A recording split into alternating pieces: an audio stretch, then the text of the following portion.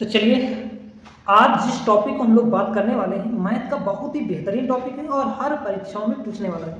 आपके आने वाले यूपीपी और एसएससी में औसत का टॉपिक इतना इंपॉर्टेंट है कि इससे 2 से 3 सवाल मिलने ही वाले हैं। तो चलिए हमारे साथ देखते हैं और आप पढ़ लीजिए कि 45 दिन हमारे साथ अगर रह गए तो आपको मैथ में कोई नहीं रोक सकता। तो यूपीपी और एसएससी के लिए मैथ का पहला टॉपिक हम लेकर आ रहे हैं औसत। ठीक है, तो आज हम लोग औसत पढ़ेंगे और औसत के जो अभी विगत वर्षों में आए हुए सवाल हैं उनको भी समाहित करेंगे और औसत में किसी प्रकार का कोई सवाल न छूटे ऐसे भी टाइप हम लोग करने वाले हैं। मेरी बातों को बहुत ही ध्यान से सुनिएगा क्योंकि बातों से ही सारी ट्रिकें निकलेंगी। हम स्पेशल कोई ट्रिक नहीं बताने वाले हैं और देखेंगे कि ट्रिक जो है ठीक वो ट्रिकें आपकी ठीक ठाक हो जाएंगी। तो हम लोग जिस टॉपिक की बात करने वाले हैं उसका नाम है औसत। ठीक है, तो चलिए अगर हम लोग औसत कहें तो पहली बात तो ये आती है कि आखिर औसत है क्या। ठीक, तो आपने देखा होगा कहते हैं ना कि किसी के पास कुछ ज़्यादा है किसी के पास कुछ कम है, तो ऐसा बांटो कि सबके पास बराबर हो जाए। तो बेसिकली औसत जो है ये बराबर की माप है। दिखाया तो यहाँ निकला जा रहा है। सर एक बात कह रहे हैं सर, हाँ सर कितना बड़ा लिखिएगा सर, जैसे हेडिंग है ना तो हल्का सा और बड़ा कर दीजिएगा, बाकी इतना बड़ा है तो नॉर्मल चीज़ है। सुबह से 2 बार धागे निकल जा रहा है, कहाँ है? ठीक ठीक, तो औसत का अर्थ होता है सभी बराबर। बस ये बात आप याद रखिएगा और फिर देखिएगा कि आपका कोई सवाल बच जाए तो कहिए। जैसे हम एक सवाल कहें आपसे कि 6, 8, 10, 12, 14 का औसत का औसत, तो आपने कहा अच्छा चलिए 6, 8, 10, 12, 14 का औसत देखते हैं। तो इनमें अगर हम औसत का बेसिकली देखें तो औसत बराबर क्या होता है? हमने कहा पदों का योग बटे पदों की संख्या, पदों की संख्या। तो आपको ये सब करने की जरूरत नहीं है। आप ये देखिए कि इनमें से किसी एक नंबर को औसत ले लीजिए। ठीक है, जैसे हमने मान लो 10 को ही औसत ले लिया है। अब मेरी बात समझिए और देखिएगा कि औसत ऐसे निकालना कितना आसान है। ये बताओ मुझे, अगर ये औसत है तो इसको भी 10 होना चाहिए और इसको भी 10 होना चाहिए और इसको भी 10 होना चाहिए, इसको भी 10 होना चाहिए। तो मुझे बताओ 8 जो है 10 से कितना कम है? तो आपने कहा 2 और 6 जो है वो माइनस का 4 है। ठीक है, और इधर देखिए 12 10 से माइनस का 2 है और 10 14 14 है, 10 से प्लस का 4 है। ठीक है, अब एक चीज 10 से 8 माइनस का 2, 10 से 6 माइनस का 4, 10 से 12 प्लस का 2, 10 से 14 प्लस का 4। अब इन सभी को हमें यहाँ पर जोड़ देना है। तो माइनस का 4 माइनस का 2 प्लस का 2 प्लस का 4। अब कितने पद हैं? तो आपने कहा 1 2 3 4 5 और उनको कर दो भाग। ठीक है, तो आप देख रहे हो 2 से 2 कैंसिल, 4 से 4 कैंसिल, तो फाइनली हमारा 10 ही आंसर है। यानी क्या है कि क्या हमने ये योग करो लगाया? नहीं, आपको करना क्या है कि दिए गए नंबर में किसी एक नंबर को ही औसत ले लेना है। ठीक है, और फिर चेक करना है कि दिए गए औसत से दिए गए नंबर हमारे कितने कम या ज्यादा है। देखो एक एग्जांपल और समझिएगा। जैसे हम आपसे कहें 3, 8, 9, 10 और मान लो 15। ठीक है, हम आपसे चाहते हैं कि बताइए इसका औसत हो। पहले आप एकदम आराम से समझ लीजिएगा, फिर देखिएगा क्वेश्चन कितना भी कठिन होगा वो एकदम से आ जाएगा। आप उसकी टेंशन न लीजिए, सिर्फ मेरी बात समझिए, मैं समझाना क्या चाहता हूँ।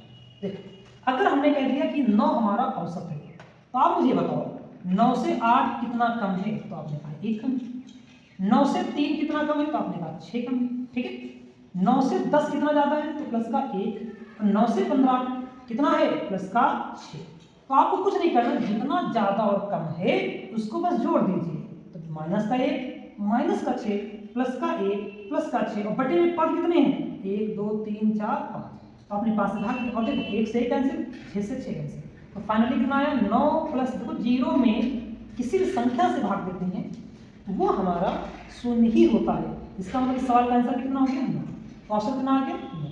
ठीक है, अच्छा देख रहे हो आप कि माइनस करने और प्लस करने पर बराबर ही आ रहा है। तो अगला हम क्वेश्चन करते हैं जिसमें दोनों बराबर ना आए और कुछ वैल्यू आ जाए, तो ऐसे करना। देखो जैसे मैंने कहा 3, 7, 10 और 16 का औसत होता है, का औसत। तो आप मुझे एक चीज देखिए, हमने इसमें किसी एक नंबर को ही औसत दे दिया। हमने कहा मान लो 7 औसत, ठीक है। तो आप मुझे बताएं 3 जो है 7 से कितना कम है, तो आपने कहा 4 कम है, ठीक है। हमने इसको औसत दिया तो सारे नंबरों को इसी 7 से जितना ज़्यादा या जितना कम उसको देखेंगे। जो 10 है वो 7 से कितना ज़्यादा, तो आपने कहा 3, और 7 से 16 कितना ज़्यादा है, तो प्लस का 9। अब पद कितने हैं, तो 1 2 3 4, 4 से आप कर दीजिए भाग, 7 प्लस देखो इन दोनों का आप जोड़ करोगे तो टोटल 8 आएगा। 4 में 3 जाएगा, बचेगा -1, फिर 9 में 1 चला जाएगा 8 बटे 4, 4 से भाग कर दिए 2 आ गया, ये कितना आ गया 9। तो इस पूरे सवाल का आंसर कितना हो गया 9। आई होप आप ये समझ पा रहे हो जो हम कहना चाह रहे हैं कि औसत में सभी अगर बराबर होते हैं तो औसत वाली संख्या से दी गई संख्याओं को घटाकर जोड़ देना है, फिर जितने पद हैं उससे भाग कर देना है, ठीक है। अब ये बात समझ पा रहे हैं।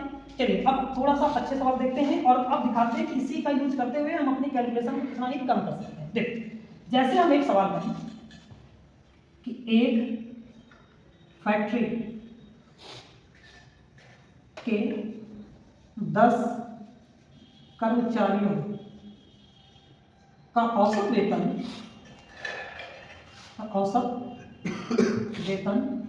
6,000 रुपये है और 5 अधिकारियों का औसत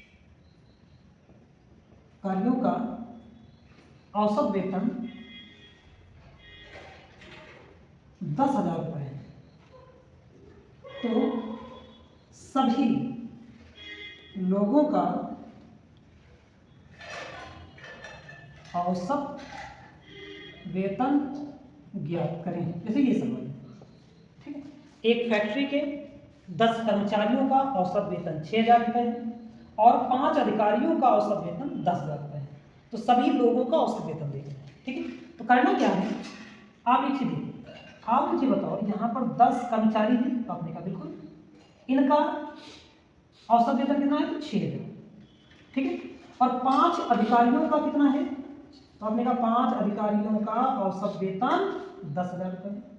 अब देखो इसको कितना सिंपली सॉल्व कर सकते हैं।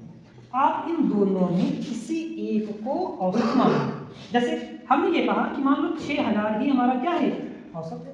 अगर 6,000 औसत है तो मुझे बताइए जरा 6,000 से 10,000 कितना ज़्यादा है, तो आपने कहा 4,000 ज़्यादा है। मेरी बात समझ पा रहे हैं। हम क्या कह रहे हैं कि 6,000 से 10,000 कितना ज़्यादा है, तो आपने कहा 4,000। और ये जो 4,000 ज़्यादा है वो कितने लोगों में ज़्यादा है, तो आपने कहा 1 लोगों में ज़्यादा है। और अधिकारी कितने हैं, 5, इसको करेंगे 5 से, ठीक है। और इसी टर्म को बताइए सभी लोग कितने हैं, तो आपने कहा 5 अधिकारी हैं, 10 कर्मचारी, 5 और 10 15, आप 15 से कर दीजिए भाग, 5 से 15, ये हो जाएगा 6,000 प्लस 4,000 बटे 3। इसको हल कर लीजिए, 18 छत्रिक 18 18 4 22, 22,000 बटे 3, ये उसका औसत वेतन है। एक कंपनी के 12 कर्मचारियों का औसत वेतन 7,000 रुपये है और 8 अधिकारियों का औसत वेतन 12,000 रुपये है। तो सभी लोगों का औसत वेतन है। देखिए तो अब फिर से सेम सवाल हम उसी मेथड से सॉल्व करेंगे और देखिए कि क्या आपकी कैलकुलेशन कुछ आसान हो रही है। यहाँ पर मैंने कहा कि 12 जो कर्मचारी हैं इनका औसत वेतन कितना आपने बताया, तो 7,000 रुपये, ठीक है। और 8 अधिकारियों का औसत वेतन तो आपने कहा 12,000 रुपये है। तो हमने आपसे ये कहा कि औसत में चाहे आप ये नंबर ले लीजिए चाहे आप ये नंबर ले लीजिए, औसत दोनों से निकल आएगा। तो चलिए हम औसत को छोटा वाला नंबर ले लेते हैं। अगर ये औसत है तो इसका मतलब ये नंबर भी 7,000 ही होना चाहिए। लेकिन आप देख रहे हो कि 12,000 7,000 से बड़ा है, तो हम ये चेक करेंगे कितना बड़ा है। तो आपने कहा 7,000 से 12,000 5,000 रुपये ज़्यादा है। ये 5,000 रुपये 8 लोगों में ज़्यादा है, इसका मतलब हर एक व्यक्ति 5-5 हज़ार रुपये ज़्यादा कमा रहा है कर्मचारी से। और ये अधिकारी हैं कितने, तो आपने कहा 8, तो 8 से कर दिया पूरा। अब ये जो पूरा पैसा है ये सब में बटेगा, क्यों, क्योंकि औसत सभी का बराबर होता है। तो अब 8 अधिकारी 12 कर्मचारी कुल कितना हो गया, तो आपने कहा 20, ठीक है। क्या जोड़ना, ध्यान रखना, 8 अधिकारी 12 कर्मचारी गुणे हमने 8 क्यों किया? क्योंकि अधिकारियों की संख्या 8 है। एक अधिकारी एक कर्मचारी से 5,000 रुपये कमा रहा है ज़्यादा, और ऐसे कितने लोग हैं? तो आपने कहा 8, तो 8 से गुणा कर दिया। ये पूरा पैसा सभी लोगों में बटेगा, तो 12 कर्मचारी 8 अधिकारी टोटल हो गए 20। 0 से 0 कैंसिल, 2 से हो जाएगा 4। तो ये कितना बन गया? 7,000 प्लस 4 पंचे 20 यानी 2,000। तो देखो औसत कितना आ गया? तो आपने कहा 9,000। ठीक है, तो 9,000 रुपये इस पूरे सवाल का आंसर हो गया। चलिए अगले टाइप के सवाल पर देखते हैं। अगले टाइप के सवाल में आते हैं और देखते हैं। देखिए अब इस सवाल को देखिएगा, इस टाइप के सवाल आपको पुलिस में मिलने की संभावना है और 100% करें ये सवाल आपको मिल सकता है। ठीक है, 7 मित्र एक क्लब में जाते हैं। ठीक है, 6 लोगों में प्रत्येक ने 100 रुपए दिए और अंतिम मित्र ने सभी के औसत से 42 रुपए दिए। तो बताइए कुल खर्च कितना हुआ? यानी क्या है कि 7 लोग थे, उसमें से 6 लोगों में से प्रत्येक ने 100 रुपए दिए और 7वें ने ये कहा कि ऐसा है जो भी हम 7 का औसत आता है उससे मैं 42 रुपये ज़्यादा दे रहा हूँ। तो बताइए कुल खर्च कितना होगा? तो इसका सबसे अच्छा तरीका ये देखिए, देखो भाई 100 लोग, सब लोगों ने कितना कितना दिया? 100 दिया। तो इसका मतलब 7वां व्यक्ति भी 100 ही रुपये देगा और इसने क्या किया? सभी से 42 रुपये अधिक दिया, तो ये 42 रुपये सब में बटेगा। अब यहाँ पर मेरी एक बात ध्यान रखना, सब में बटने का मतलब 6 लोगों में बटेगा। तो क्या हो जाएगा? 6 सते 42। 6 में क्यों बटेगा? क्योंकि 7वां व्यक्ति दे रहा है, वह अपने औसत को पहले ही हटा देगा, उसके बाद 42 रुपये देगा। यानी जो भी इसका औसत रहा होगा उसको देने के बाद 42 दे रहा। तो हम देख रहे हैं कि औसत कितना होगा। तो आपने कहा 42, 6 लोगों ने जो ने 100 दिया है उसको कितना कितना मिलना चाहिए? 7 रुपये मिलेगा। इसका मतलब इस पूरे में प्रत्येक का औसत खर्च कितना आ रहा है? तो आपने कहा 7। ठीक है, औसत खर्च कितना? 107। लोग कितने हैं? तो आपने कहा 7। तो कुल खर्चा निकालना है, 7 से कर दीजिए गुणा। तो कुल खर्च बराबर 107 गुणे 7, ये हो जाएगा 749। तो कुल खर्च कितना आ गया? 749। ये आपका आंसर हो गया। ठीक, चलिए एक इस टाइप का और सवाल देख लेते हैं। हम यहाँ पर आपसे कहते हैं कि 8 मित्र हैं, ठीक है, और 7 लोगों में प्रत्येक ने 200 रुपये दिए। कितने? 200। और अंतिम मित्र ने सभी के औसत से 56 रुपये ज़्यादा दिए। तो बताएं कुल खर्च कितना होगा? तो आप फिर क्या कहोगे कि देखिए भाई 8 लोग हैं, 7 लोगों ने 200 रुपये दिए, इसका मतलब 8वें व्यक्ति ने भी 200 रुपये दिया होगा। लेकिन औसत हमें मालूम नहीं कितना है, तो जो अंतिम व्यक्ति है कितना ज़्यादा दे रहा है? 56। अच्छा 56 क्यों ज़्यादा दिया होगा? क्योंकि बाकी के 7 लोगों ने कम पैसे दिए, उसी पैसों को इसने एक्स्ट्रा दिया। अपना औसत तो पूरा दे देगा, बचेंगे 56 रुपये। तो 56 को हम भाग करेंगे 7 से। क्यों? क्योंकि 8वां अपना औसत दे चुका है। ये 56 रुपये 6 लोगों ने जो 200 रुपये दिया, इसका मतलब औसत से कुछ कम दिया होगा, बस उसी को हमको बांटना है। तो यहाँ से आपका औसत निकल आएगा। तो औसत कितना बन जाएगा? तो आपने कहा 200 प्लस 7 56, 208। ठीक है, और कुल खर्च अगर कहें कि कुल खर्च कितना आ जाएगा? तो आपने कहा कुल खर्च भाई 8 लोग हैं, 8 से कर दीजिए गुणा। तो 208 गुणे 8, 8 64, यानी 1664 रुपये इस पूरे का खर्चा हो जाएगा। तो इस टाइप के सवाल आपसे हो जाएंगे। ठीक, चलिए अगले टाइप का सवाल देखते हैं। अगले टाइप का सवाल देखिए, 5 संख्याओं में प्रथम 3 का औसत 15 है और अंतिम 3 का औसत 18 है। यदि सभी संख्याओं का औसत 16 है तो तीसरी संख्या है। देखो इस सवाल में से सॉल्व करना है तो बात फिर वहीं पर आएगी कि भैया औसत जो होते हैं सभी बराबर होते हैं। ठीक है, तो हमने ये कहा 3 संख्याएं इधर हैं, 3 संख्याएं इधर, सबका औसत है कितना? 16। तो आपने यहाँ पर 16 कर दिया। बताइए इधर कितना है? तो आपने कहा 15 और इधर कितना है? 18। ठीक है, तो आपको बीच वाली अगर संख्या निकालना हो तो कैसे निकालेंगे? तो बीच वाली संख्या, तो आप फार्मूला जो बनाते हैं वो बनाया करिए, पहले आप समझिए। देखो हमारे अकॉर्डिंग सभी 5 की 5 संख्याएं 16 होनी चाहिए, लेकिन है कितना? तो आपने कहा कि 16 में जब हम 15 देख रहे हैं तो 1 की कमी हो रही है, हो रही नहीं हो रही? ठीक है, और 1 की कमी कितने में हो रही है? तो आपने कहा 3 में हो रही है।